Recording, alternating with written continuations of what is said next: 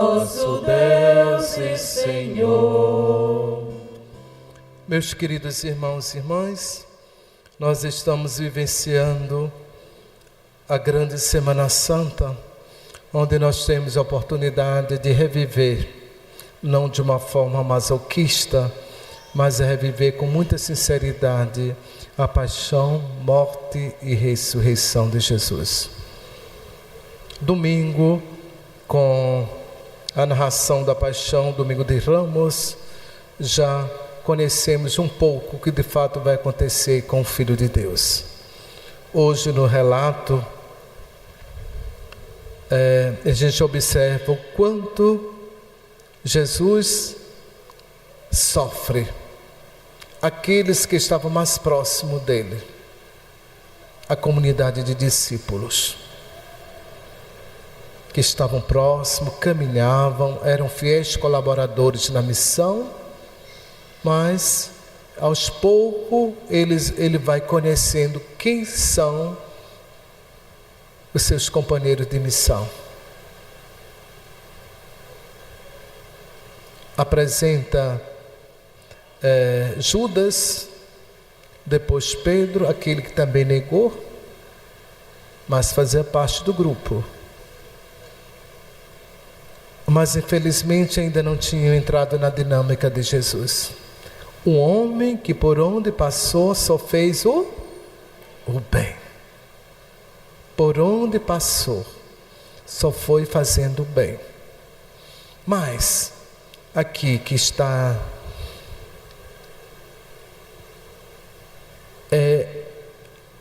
a missão de Jesus, a revelação daquele que o enviou, que já tinha preparado que o Messias ia passar por tudo isso, pelo sofrimento, pela cruz, pela traição. Eu digo, acho que foi um dos momentos muito difíceis da vida de Jesus, porque aqueles que estavam ao seu redor, com certeza eram aqueles que ele confiava. Quando a gente tem amigos verdadeiros, a gente confia, a gente partilha a vida, né? Ele já tinha apresentado o seu projeto de vida, que era um projeto totalmente diferenciado dos humanos. O que ele ia realizar era a vontade do Pai, não era a vontade dele. Mas infelizmente, aí que a gente pode analisar a complexidade do ser humano, o seu comportamento. Uma hora ele é uma pessoa boa, em outro momento ele é uma pessoa má. Aparentemente, quando Jesus, como o relato de São João no capítulo 13, versículo 1 em diante, o quanto ele confiava naquela comunidade. Mas aos poucos ele foi sabendo, foi revelando de fato quem eram seus verdadeiros amigos.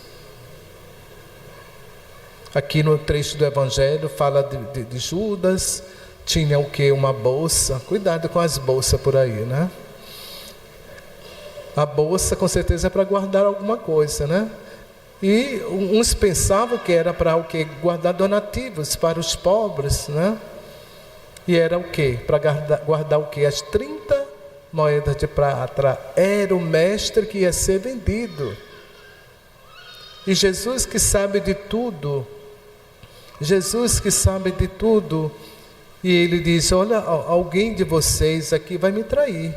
João, aquele que era o próximo, bem próximo, conhecido como discípulo amado de Jesus, Senhor, quem é? Ele queria saber na hora, com certeza, queria desmascarar ou dizer para Jesus, a escondida, cuidado com esse aqui que ele é traidor, né? Mas Jesus sabe de tudo, Jesus conhece tudo, Ele conhece as suas criaturas, não adianta a gente fugir, né? Não adianta a gente fugir que Ele sabe de tudo. Então Ele vai dizer, vai dizer quem é, qual é a missão de Judas, Então, Ele revela que alguém que faz parte de sua missão vai traí-lo, vai entregá-lo. Então, nesse evangelho tem 3 momentos muito significativos, do qual João relata. João reclina a cabeça, um gesto de atitude espiritual, de querer bem, estar próximo do Mestre. Estar com Jesus, reclinar a nossa vida nos ombros de Jesus. Geralmente a gente reclina a nossa cabeça no ombro de quem a gente confia, né? Que a gente ama, que a gente partilha a vida. Então João tem esse gesto bonito de reclinar a cabeça sobre o ombro de Jesus. A segunda atitude, a decisão de Judas trair Jesus. Judas entrega Jesus por 30 moedas. E o trecho do Evangelho diz que já é noite. Judas, na escuridão do pecado, vem também relatar a nós que devemos buscar a luz que é Cristo. Devemos abominar as trevas que atrapalham a nossa vida, que é o pecado. Foi aquilo que corrompeu a vida de Judas. O terceiro momento é a decisão de Simão Pedro. Ele diz que vai entregar sua vida por Jesus. Pedro é aquele que está junto do Mestre, é aquele que vai negá-lo. Não trair Jesus, nem negar, mas viver verdadeiramente o seu amor. E esse amor se dá verdadeiramente quando nós vivemos verdadeiramente a nossa vocação, como relata o profeta. Qual é o profeta de hoje da leitura? O profeta Isaías, né? Quem vive intensamente a sua vocação não nega Jesus, não traz Jesus, vive para Jesus, vive as coisas de Deus. Então, assim como o discípulo de Jesus, o profeta Isaías relata a sua vocação, que é dom de Deus. A vocação é missão do profeta.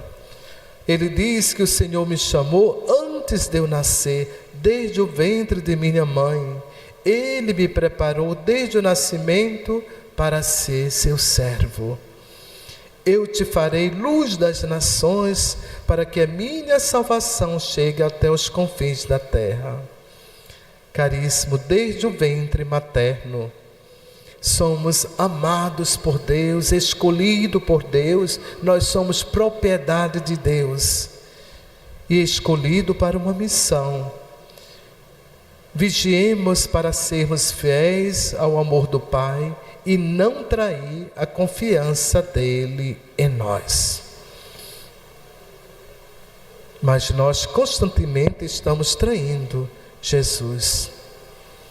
Então, o verdadeiro profeta tem que viver autenticamente a sua vocação, corresponder ao chamado de Deus. Não trair, mas viver autenticamente uma verdadeira amizade, como fez os outros discípulos. Judas entrou no desespero, porque não tinha uma verdadeira amizade com o Mestre. Do outro lado, a gente observa o tamanho da amizade de João, o discípulo amado, do qual Jesus partilhava a sua vida, a sua missão. Peçamos ao Senhor esta graça. Hoje me alegro também pelo grande número de pessoas que sentiram a necessidade também de colocar na presença de Deus, valorizando o sacramento da reconciliação. Por quê? É um dos sacramentos que tem um valor como os outros sacramentos, mas infelizmente às vezes a gente não valoriza esse sacramento. O sacramento do batismo, esse é o mais procurado, né? O sacramento do crisma também muito procurado. O sacramento do matrimônio muito procurado. A unção dos enfermos, só quando já está para bater as botas, né? Aí corre atrás, né? Que tem que ser antes para nos preparar para esse encontro com o Senhor. Qual é o outro mais? Batismo, matrimônio, unção dos enfermos, o sacramento da ordem, né? poucos que querem, outros caem fora. Que mais? O sacramento da confissão, ou penitência, que a gente tem que valorizar. Às vezes valoriza muito quando vai receber o sacramento da Eucaristia e do Crisma. Mas é o que? Quando nós falhamos com Deus, a gente tem que correr atrás da graça santificante. É Jesus que é a fonte de graça inesgotável, que vem trazer alegria e esperança para nós. E às vezes quando nós estamos no pecado, o que é que acontece? A gente se afasta, sai da comunidade. Olha o que fez Judas. Em vez de correr para a graça santificante, entrou em quê? Em desespero. E quando se entra em desespero, perde a sua própria vida, a nossa salvação. Eu não sei, não vou fazer julgamento precipitado, dizer que Judas está no inferno. Mas ele teve a possibilidade de se reconciliar, reconhecer o seu erro, o seu pecado, a sua traição. Mas o que ele recorreu a outro método. Qual foi o método? Colocar a corda no pescoço. E muita gente entra no desespero, em vez de correr a graça santificante que é Jesus, que nós recebemos através do sacramento da penitência. Me alegro, porque muitas pessoas correram ao encontro dessa fonte de graça que é Jesus, né? Tinha gente que dizia: padre, não vou dizer o pecado não, padre, fazia tempo que eu não me confessava, agora estou com o peito lavado. Eu disse: glória a Deus, né? É Deus que trabalha na nossa vida, né? Agora tem que ter abertura nossa, né? Perder a vergonha, né? Uma vez eu conversando com a minha diretora, era uma freira, minha diretora espiritual, né? Que está já no céu, né? E eu não valorizava esse sacramento da penitência. Não valorizava, mesmo depois de padre, né? A gente deveria ter vergonha de pecar, né? Mas não teria vergonha de correr atrás do sacerdote para receber a absolvição dos pecados. E um certo dia ela me disse: padre, eu conversando com ela, a minha dificuldade que eu tinha de procurar um sacerdote para me confessar, e também valorizar também as pessoas que vinham ao meu encontro para confessar. Ela disse: você é o homem do perdão, você é o homem do perdão. Valorize esse sacramento, né? Valorize esse sacramento, seja fonte de graça também para as pessoas, de acolhimento para as pessoas, né? Porque a gente às vezes tem vergonha de contar os nossos pecados. Padre, eu não sei, né? Conte, não tenha vergonha não, né? O padre não vai contar não. Então é uma coisa tão séria que eu não posso abrir a boca para ninguém. Se o padre abrir a boca, ele pode ser suspenso do seu ministério. Então é eu, você e Deus. Não pense vocês: depois eu não vou me confessar com o padre que eu fico com vergonha do padre. É tanto pecado que eu não sei não vou nem lembrar, entendeu? Não vou nem lembrar, não se preocupe com isso não, né? Que eu não vou nem, padre, nem quando a pessoa diz: padre, ele falei isso, eu nem lembro. Ainda mais pecado, coisas, né, que a gente não tem que acumular para a vida da gente, né? Então, viver na graça de Deus, pedir a Deus que Ele nos conceda essa graça, essa necessidade de ao encontro da fonte restauradora, da fonte santificadora, que é esse sacramento tão importante que nós devemos valorizar dentro da nossa igreja, né? Tem gente que diz assim: padre, eu tinha um tio, né, que sempre dizia: quando eu quero pedir perdão dos meus pecados, eu me ajoelho lá no pé de uma árvore e vou lá pedir perdão. Vocês acham que isso é correto para um cristão? Eu levei em consideração porque não era de igreja não, né? Mas fui tentar explicar para ele, e ele não. O método dele é aquele ali. Lá, ele e Deus. Mas na nossa igreja nós temos essa possibilidade de de onde tem um sacerdote, da gente recorrer ao sacerdote e ele em nome da igreja, né?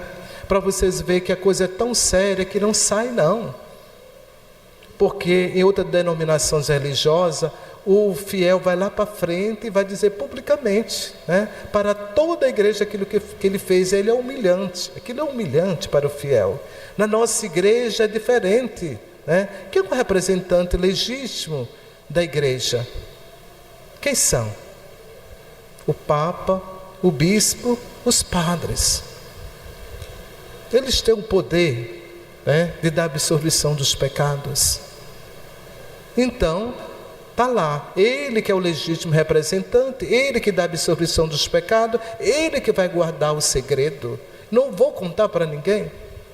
Mas é humilhante você chegar numa igreja e dizer, olha, eu fiz isso. Já pensou? Se alguém dissesse, hoje eu traí a minha esposa, vive com fulano, e o esposo dela está lá no fundo da igreja, que decepção feia, né? Pode estar até um ato de violência. Então tem muito cuidado. A igreja ela é muito prudente nessa questão. Muito prudente. Ninguém expõe ninguém. É você e o sacerdote e Deus. E pronto. Se um dia o sacerdote abrir o bico, ele pode ser suspenso, um processo canônico, e pode ser suspenso do seu ministério. Então é coisa séria, né? Então eu, Deus e aquela criatura, não tenham medo de se confessar, não tenham medo de colocar a sua vida, né, as suas mazelas, as nossas mazelas diante daquele que pode nos resgatar, que pode nos ajudar, que pode nos levar a Deus. Então fico feliz pelo número de pessoas, espero que foi o dia todo e à tarde, hoje à noite vocês vão dar um tempinho porque a gente tem que tomar água, né? Depois a gente volta, ou então o Padre Pedro acho que já está ali e vamos dar continuidade àqueles que ainda não tiveram essa possibilidade de se preparar para celebrar dignamente a Páscoa do Senhor. Que a gente possa tirar toda a traição de nós, aquela traição do qual Judas, do qual Pedro também cometeu, afastar de nós todos os pecados e viver uma vida nova na graça de Deus.